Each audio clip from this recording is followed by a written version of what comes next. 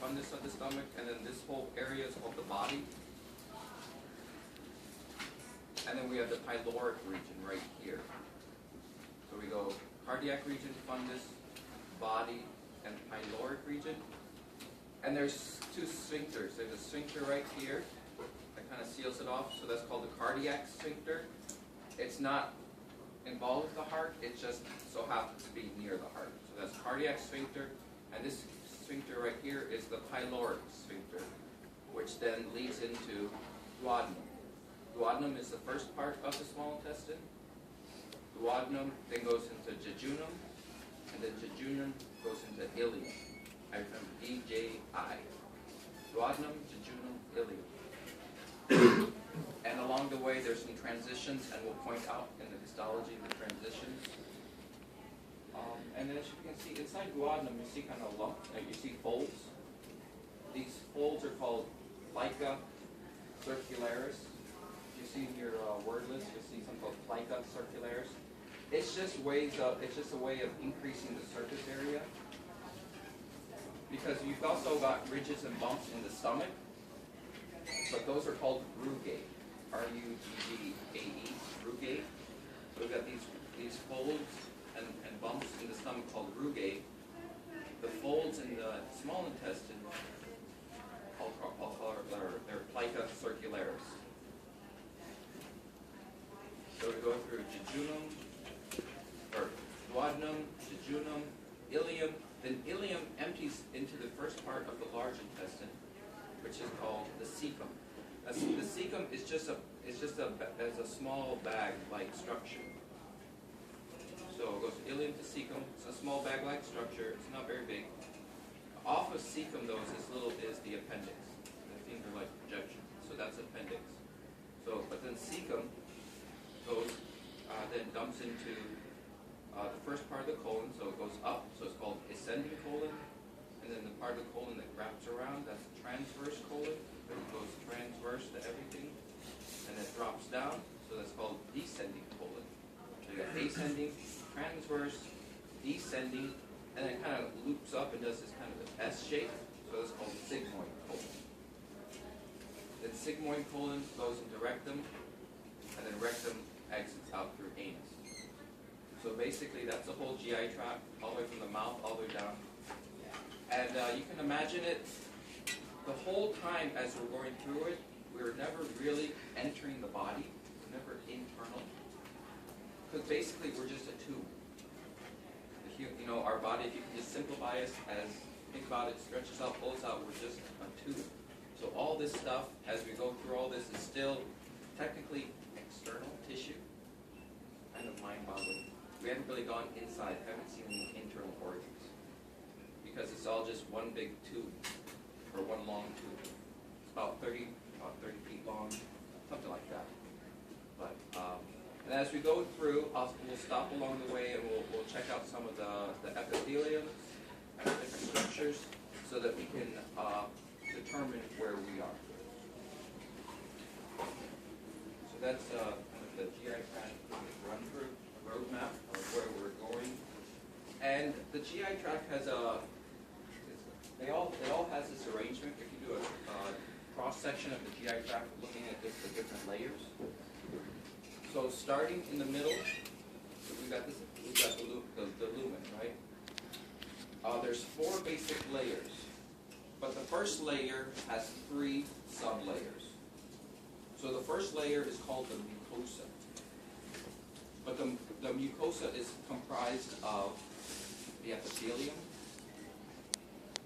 this outer layer, epithelium, sitting on a basement membrane. So we've got epithelium, then we've got propria lamina. This is all propria lamina. Is this still part of the first layer or is Yeah. this the second layer? These are all the 3 sub-layers of mucosa. So the 3 sub-layers, again, are epithelium, propria lamina. Propria lamina is loose connective tissue. And then you've got this really thin layer of muscle, smooth muscle, called the muscularis mucosa. So this alters the shape of the lumen, the got these three layers make up mucosa: epithelium, lamina propria, and muscularis mucosa. And the epithelium is going to change as we go throughout the GI tract because of the function. Each structure has a different function, and the form will change depending on the function of that portion of the GI tract. So that's the first layer. The second layer is just called, if this is mucosa, the next layer is submucosa. So this is all submucosa after the thin muscle layer. We've got submucosa. Submucosa is also, again, connective tissue, but it has all the support structures in it, such as blood vessels. That's when you start seeing blood vessels, and mucus secreting glands. You've got some, a gland here and a gland here. They make mucus, and then it secretes it into the GI tract. Or some sort of digestive enzyme. We'll look at that in the stomach and later. So we've got submucosa, and then the third layer is the muscularis externa. So this is muscularis externa, and for the most part, muscularis externa has two muscle layers. The inner muscle layer is round, so you've got inner circular muscle. The inner circular, outer muscle layer is longitudinal. So remember, inner circular, outer longitudinal. And when the circulars contract and longitudinals contract together in a coordinated motion, you get peristalsis. And that's how food, like in your esophagus, how the lower part of your esophagus and your stomach and your intestine, that's how food or digested stuff travels through your GI tract, peristalsis. So in your notes, you may want to correct, the stomach has an extra layer.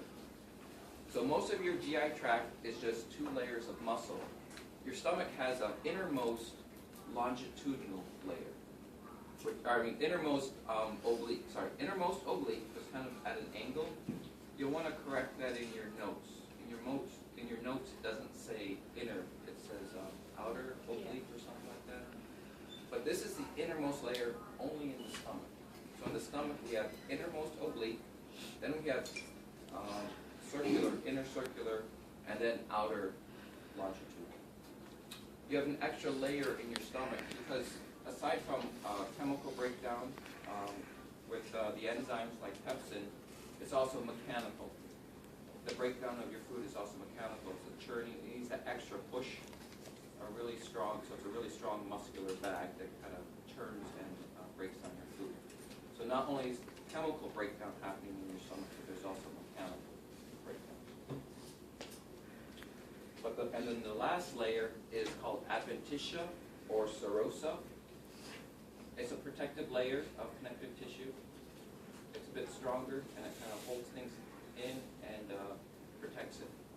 It's a thin layer. So here it's called serosa. In other places it'll be called adventitia. What is it made of? Connective tissue again. It's just strong. It's stronger though. It's not loose connective tissue. It's a stronger layer. Protective. Holds it in place. Also, this connects with other connective tissues like your intestines. Holds them in place so they don't kind of take off, go all over your body. Kind of like Velcro. Keeps them all together. And what did you say the second was in the second layer? Secreting cells? The submucosa. Again, it's the support structures, blood vessels and mucus or some sort of secretory cells. Not only mucus, but also enzymes. We'll see later on in the GI tract, in the stomach specifically. You'll see these structures in the stomach, but they're all in the submucosa. Can you name the layers again, going inner to outer? Sure. So the mucosa has three sublayers in the mucosa.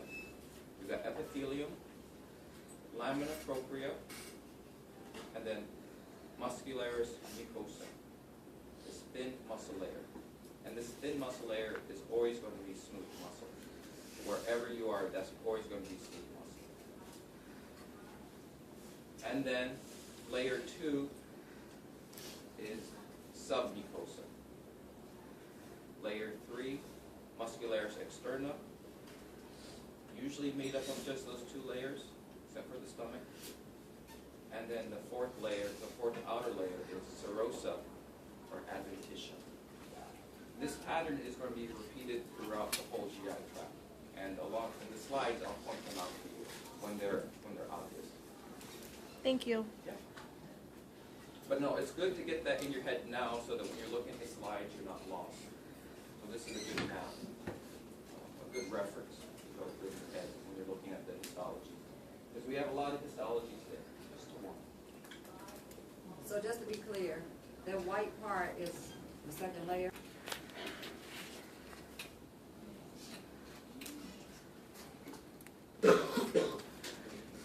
So remember trachea and esophagus slide? This is trachea, if you don't remember from the last.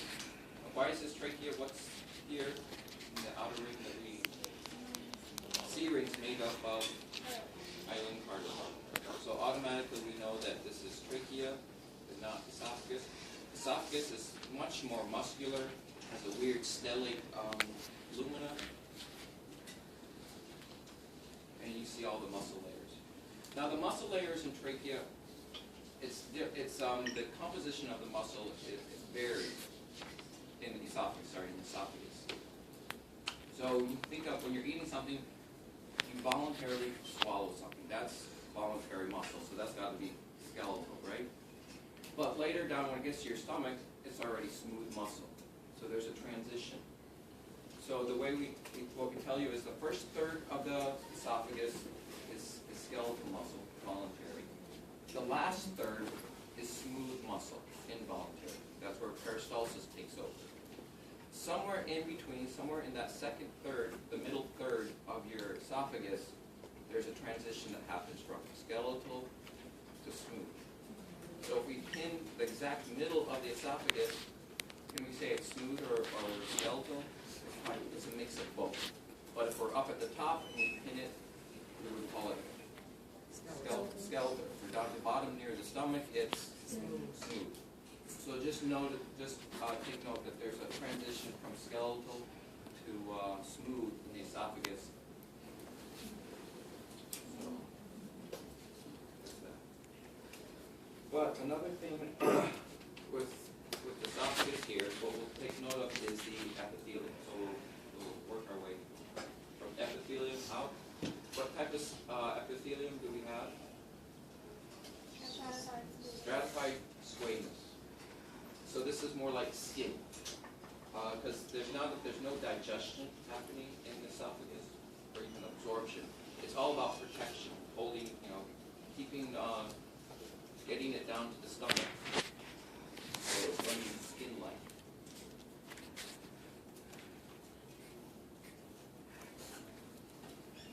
So here we have stratified squamous.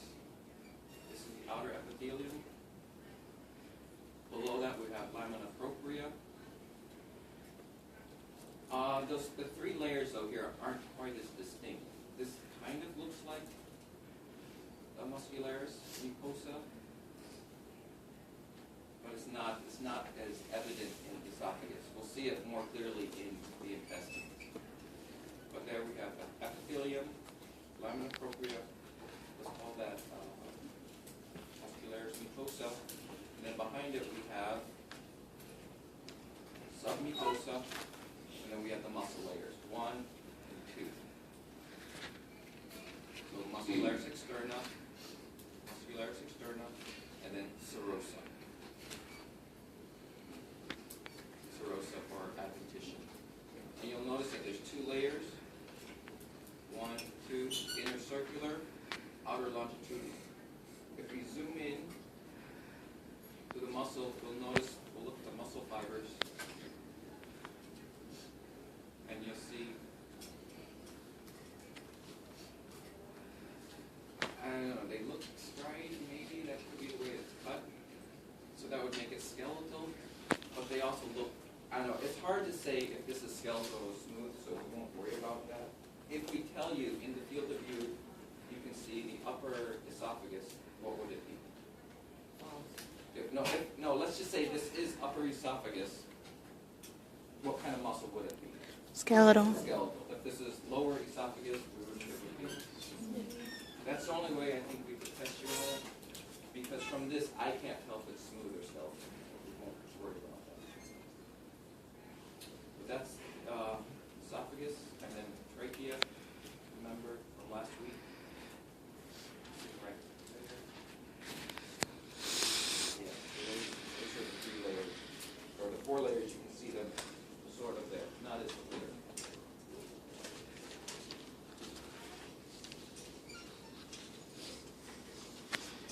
It splits. It kind of branches. You got bits of the vagus. That's what that spot kind of looks like. That red spot on Jupiter. Yeah, and a bit here. So these things are nerves, not just any nerve. That's the vagus.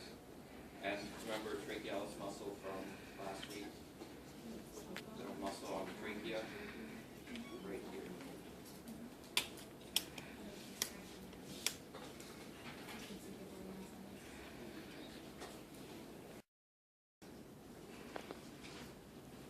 So there's 2 different slides. This one's faintly stained.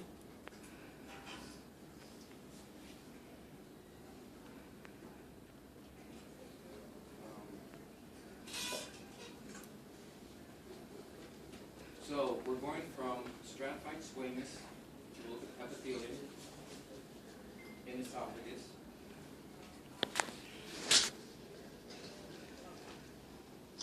We see multiple layers, quite dense looking, quite solid looking. All of a sudden, it starts looking fainter. This is simple columnar. So we go from stratified squamous to simple columnar. And so that's esophagus and that's stomach. So that's the esophagus-stomach junction or transition. What sphincter would that be? Cardiac sphincter. So already so this is a cardiac sphincter. That's how you tell them apart. Look at the epithelium. It defines the function of that organ, that portion of the GI tract. Esophagus is about protection. Stomach is about secretion. So you're going to have different epithelia. The different layers are still there. It's fainter in this one. I'll show you a darker one. But just be prepared to see this slide or the next one for stomach esophagus transition. Can you spell sphincter? S-P-H-Y. S-P-H-I-C-T-E-R. Oh, that's sphincter. Yeah. Thank you. So that's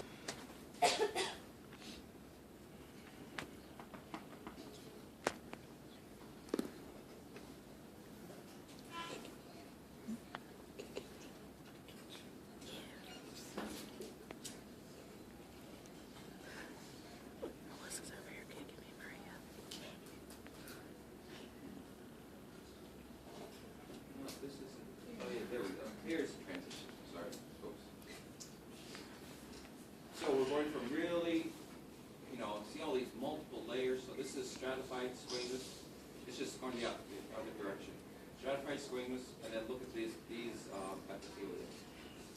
Quite different. So we've got simple columnar.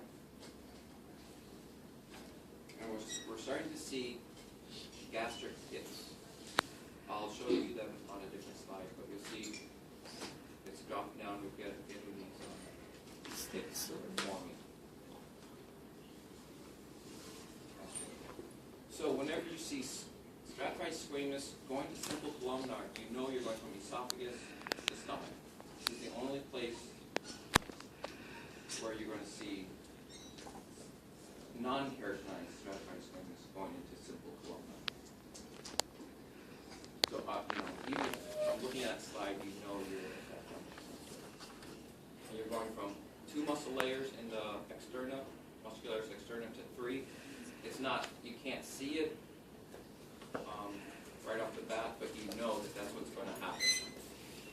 portion from 2 muscle layers to 3, which are in the stomach. We're going into the stomach. Any questions? Yes. So yeah, I'll show you the gastric pits in this next portion. So this is stomach, and we've got these pits. As they drop down. Try to find a clear way. No, it's too small.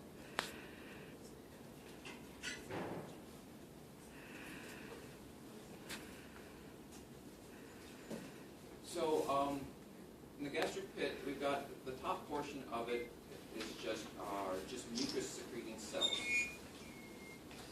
like goblet cells. They sit up at the top. They release mucus because the stomach is highly acidic. What's the pH of the stomach?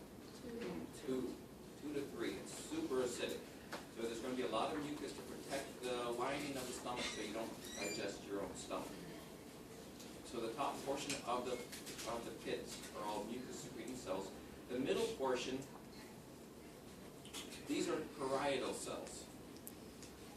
Parietal cells secrete hydrochloric acid. So that's right in the middle. They stain fainter. They have a fainter stain because they're acidic. They don't take up the stain as well. So they're parietal cells. They're at the middle of the pit, also called the neck. So we have the top of the pit, the opening, and we have the neck, the middle portion of the pit, lined with parietal cells. Then at the base of the pit, we have chief cells. Chief cells secrete pepsinogen. What happens when pepsinogen and hydrochloric acid come together? We got pepsin. So that's what's happening here.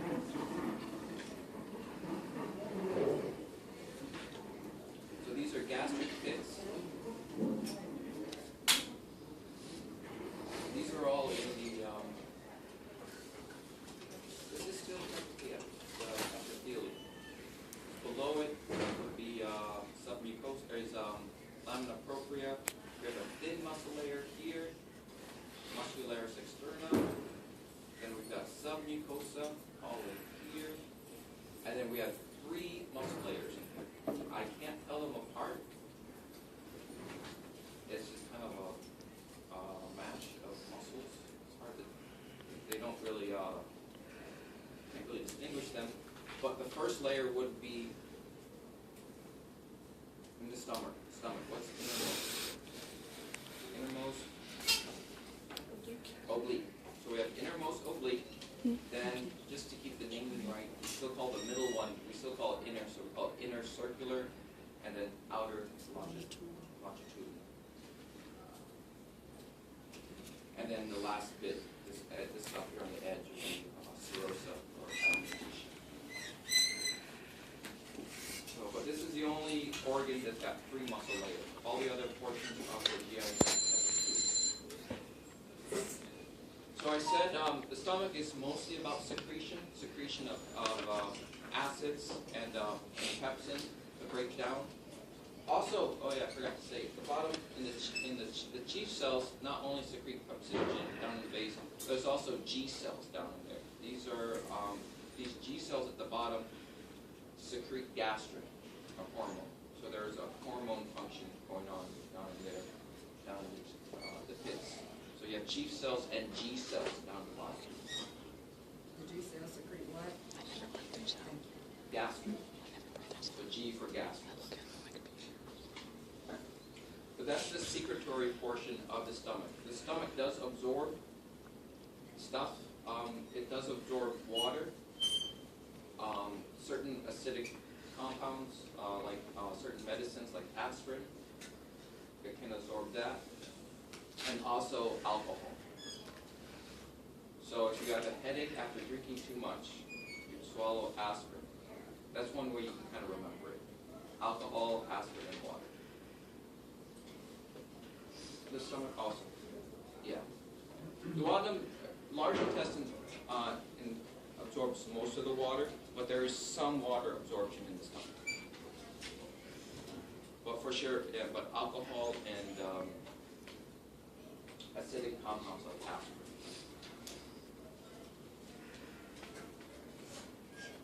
So that's the chemical portion of breaking down things, and then we've got the muscles supplies the mechanical. And that all mushes your food up, and that substance that it becomes, this gooey, slimy stuff, that's called chyme. C-H-Y-M-E. So that's an acidic soup of what you ate. Chyme.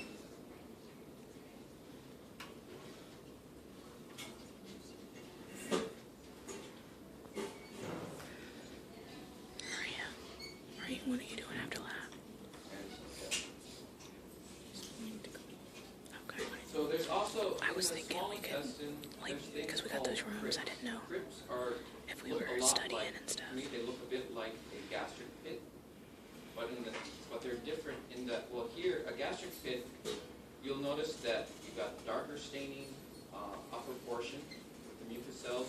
You've got a fainter staining parietal cell, and at the base, the chief cells stain dark.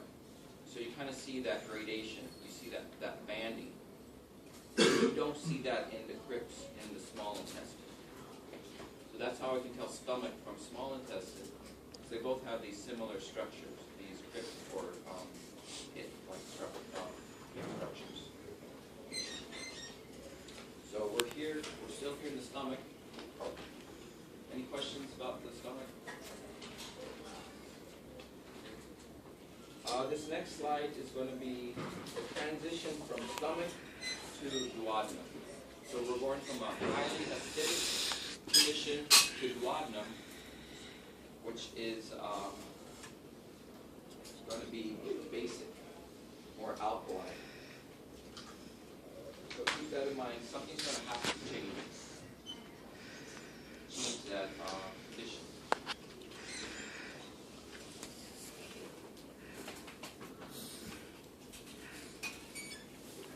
Okay, so here we have stomach. We've got those gastric pits. We've got stomach, gastric pits, all that. And then we start seeing this lump here. This here in the submucosa mostly is a lymphoid aggregate. Lymphoid aggregates help out with the immune system. And this usually happens at transitions. You see this because it's a volatile place, going from one thing to the next. There's different bacteria, different things going on. They're passing through, and it needs to check up on that. Kind of like the border control. Kind of think of it that way with these lymphoid aggregates. But it's also a heads up. I'm going to let you know something's going to change. So we're going from stomach to duodenum. And this is duodenum right here.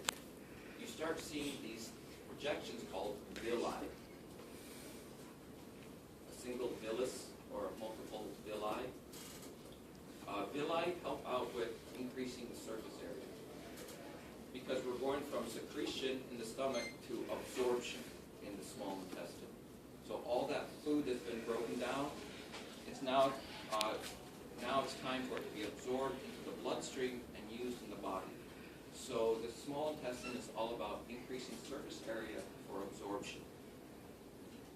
Earlier I showed you on the model the plica circularis. Those are the folds in the small intestine. On top of the folds are these finger-like projections called villi. And then further on top of these villi, we'll try to see them, are small hair-like projections.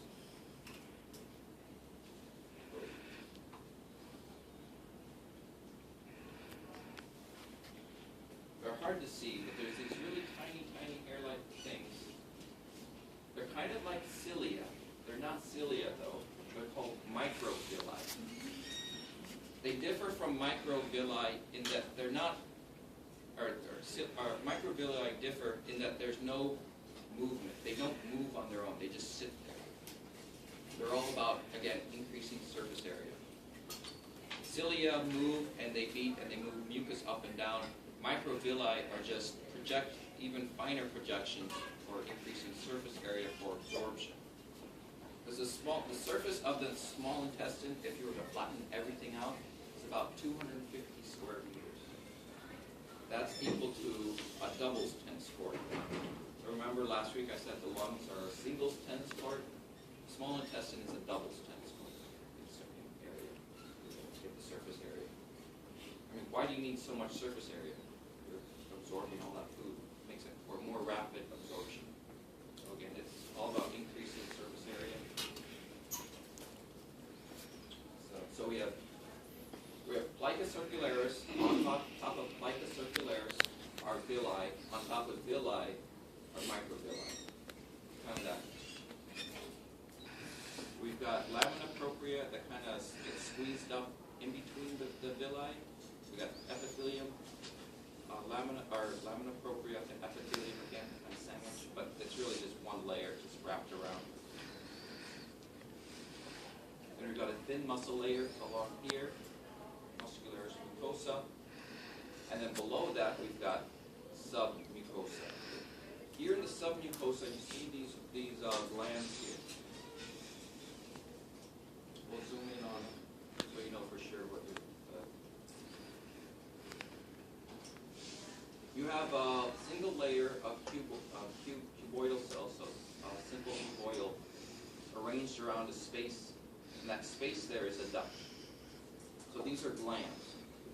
Glands have that general formation of cuboidal cells wrapped around a duct, kind of like a flower. I see that. These are called Brunner's glands. B-R-U-N-N-E-R'(S), named after Brunner. And Brunner's glands secrete alkaline mucus. This is what neutralizes the acidic chyme that just come from the stomach, and it's got to neutralize it so that it can be processed and absorbed by the small intestine. What does it secrete? Alkaline mucus, or basic mucus.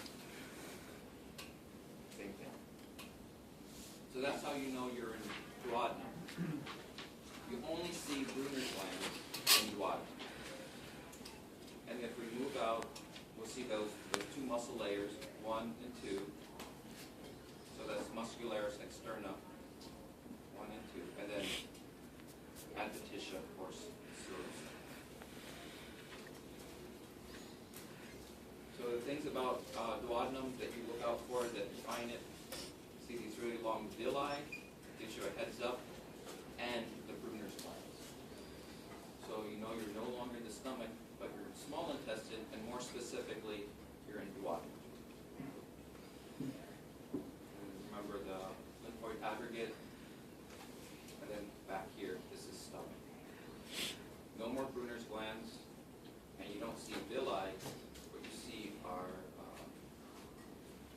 gastric pits. These spaces in between the villi, down here, in the small intestine and the large intestine, they're called crypts. As in where you bury a body. C-R-Y-P-T. Crypt. But the more technical term is crypts of, I had to write this down, Lieber. You'll see in your histology, it's named after some guy. And it was just, don't get thrown off by that. We're just calling them crypts. We're not going into that really long guy's name. So those are crypts. There are a few goblet cells, just a few, not a whole lot, lining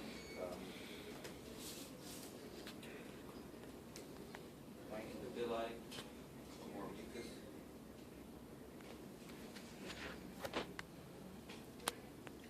Yeah, you see here, whoa. You see a few goblet cells. Here's one here and one here. It's those clear patches along the epithelium. See all those? Those are goblet cells. But look at the ratio of goblet cell to the rest of the epithelium. Not a whole lot. Right? Just a few scattered here and there.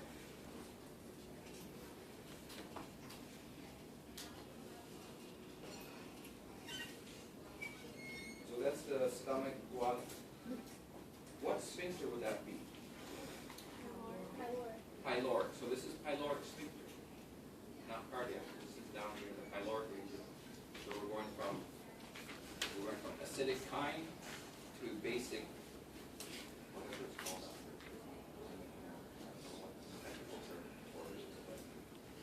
So we're going from acidic to basic.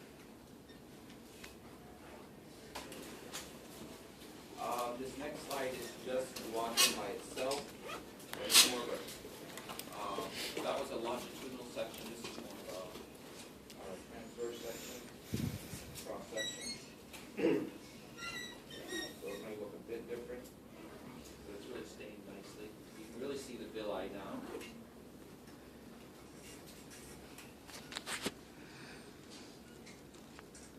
So, see the villi with simple cuboidal epithelium, little lamina propria in the middle. We've got thin layer here. What's this thin layer? Thin muscle layer. Yeah, what's it called?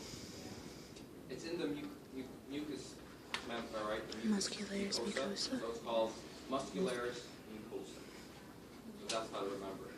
So muscularis mucosa, lamina propria, and the epithelium, all three layers, sublayers make up mucosa. And then below mucosa we have submucosa.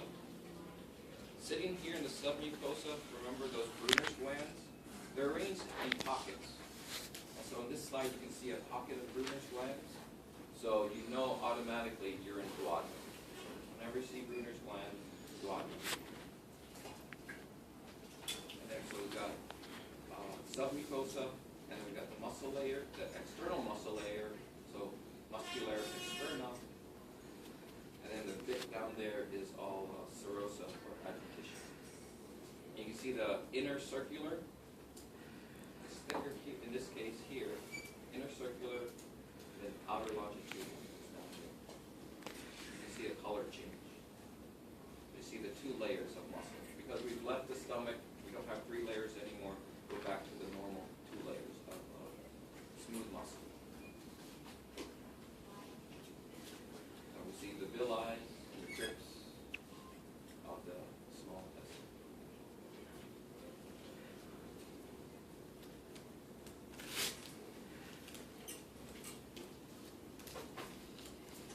So from duodenum we go into jejunum.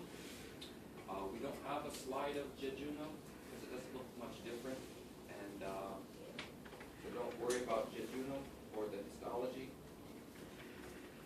So that's, from jejunum we'll go into ileum. But more specifically, we'll look at the iliocecal junction. So we're going from ileum to cecum. So the small intestine, like I said before, is about absorption of nutrients. Large intestine has two functions. Absorbing water, because you don't want it. It's all about preparing your stool. So it's absorbing the water and also lubricating your feces. So you'll see a lot of goblet cells. Dr. Stevens calls it the slip and slide. Oh my God. Kind of gross. But this is needed. Okay, we're talking about poop, kind of gross, but it's a fact. So we're going to look at the transition of epithelial cells.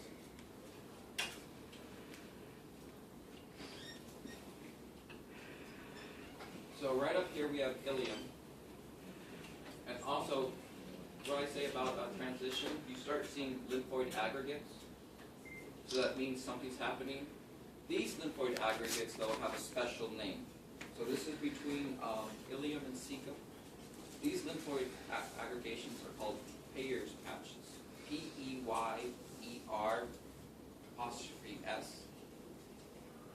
And these are really large. These are some of the largest lymphoid aggregates you'll see. So if we look at the epithelium, it looks like what we were looking at in the duodenum. Simple cuboidal. And then all of a sudden we see a change. You'll start noticing that there's just a lot more goblet cells. See all those goblet cells? It almost looks clear because there's so many goblet cells.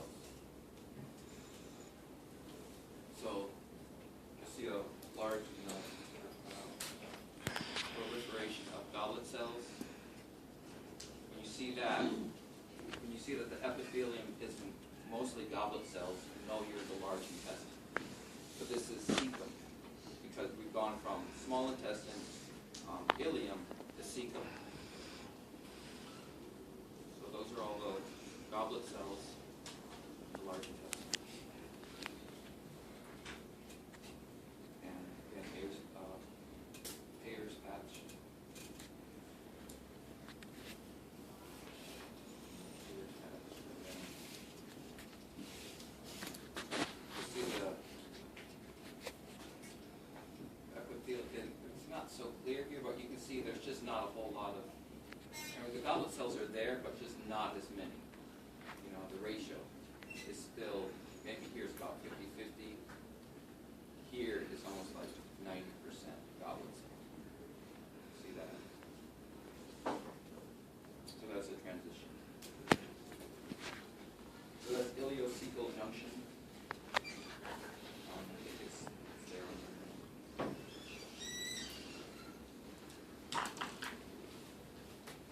And then this next slide is just a piece of colon. I mean, there's no way of knowing if it's ascending, transverse, or descending, or sigmoid. It's all just colon. We don't know from this slide where it is. All those goblet cells. Yeah. See all that? That's all. Those are all goblet cells. They're really packed in there.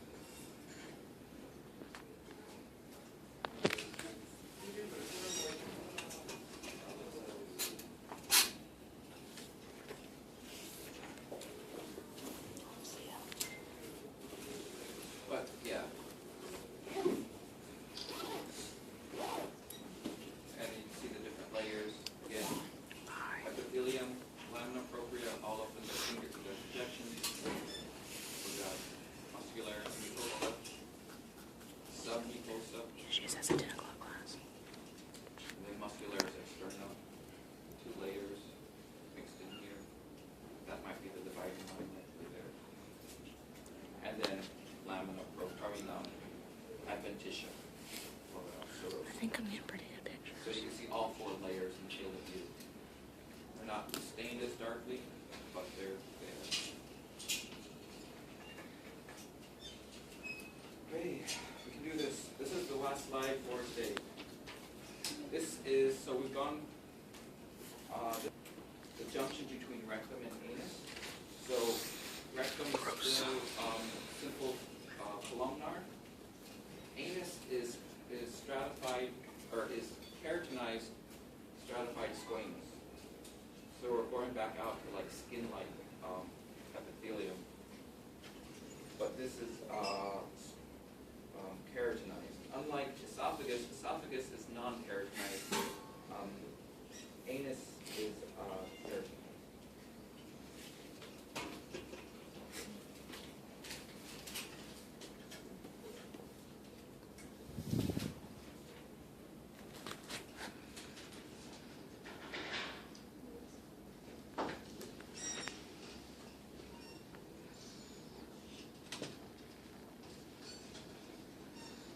So here, we're looking, here this is cuboidal. You see a lot of goblet cells. So that's still rectum. But then you start seeing something happen here. You're getting multiple layers. You're getting stratified. You're getting keratinized, stratified squamous. So that's new. And you see a lot of the keratin up in here. Yeah. So, does, in the colon, does it go from being simple columnar to cuboidal then in the rectum? Like you said that, columnar? It's all columnar. It's all columnar. It's all. Okay. Cuboidal, you really only see in lambs, mostly. So the way I remember colon, sounds like column, so it's columnar. Anus sounds like squamous. And there you go. You won't forget. So we're going from, more specifically, rectum, which is to squamous, stratified squamous, keratinized stratified squamous, and the anus. that's that transition right there.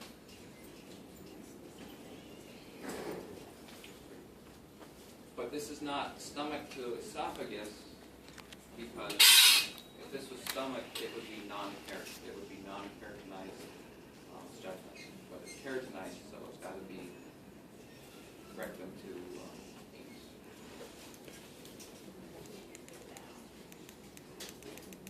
So that was a lot of histology. Sorry for that, but I'll get it out of the way. We have a lot more next week also. It's about the same next week. We'll go into, for next week we'll cover the parts of the tongue, salivary glands, pancreas, liver. Yeah, we'll cover next week. We'll finish off the rest of the histology and gallbladder.